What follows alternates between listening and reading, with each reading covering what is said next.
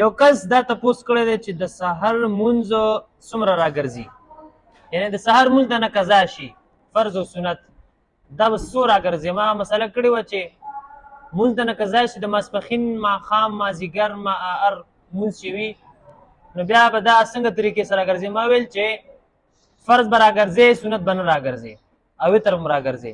بیا یو کس تپوس کړی چې د سحر مونځ به څومره راګرځي، یعنې دا به څو رکعته راګرځي، فرض او سنت به دواړه راګرځي که نه صرف فرض به راګرځي. نو د سحر د مونځ په باره کې مسله دا ده چې فرض او سنت د نه دواړه قضا شو نو دا به تر زوال پورې وخت د زوال نن سبا دې ټیم سره 11 بجې او کم 12 بجو پورې ته فرض او سنت دواړه راګرځولی شي چې مونځ د نه د سهار قضا شو نو تر څه ټیم پورې 11 بجو پورې د ورځې د ورځې 11 او کم 12 بجې دې پورې ته فرض او سنت دواړه تا سره ټیم شته چې ته راوګرځې.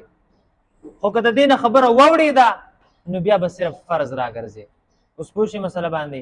په دې نور منځونو کې د سهار په منځ کې دا فرق دی چې هغې کې به صرف فرض راګرځې او سنت پکې راګرځول نشته دی. او د سهار د منځ باره کې دا مسله ده چې تر د ورځې تر 11 په کم 12 بجو پورې ته فرض او سنت دواړه راګرځولی شي.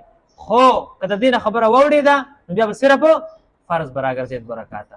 یعنې مثال 12 نه واوړېده 1 بجه 2 بجې بیا چې څومره ټایم وي خو چې هم په دغه ورځ دا چې په کومه ورځ ستا نه مونځ قضا شوی دی هم په دغه ورځ تر 11 په کم 12 بجو پورې ته د سهار مونځ فرض او سنت دواړه راګرځولی شي. او چې د دې نه بعد شوه سبا شو بل ورځ شو بیا به صرف 2 رکعته فرض به راګرځې.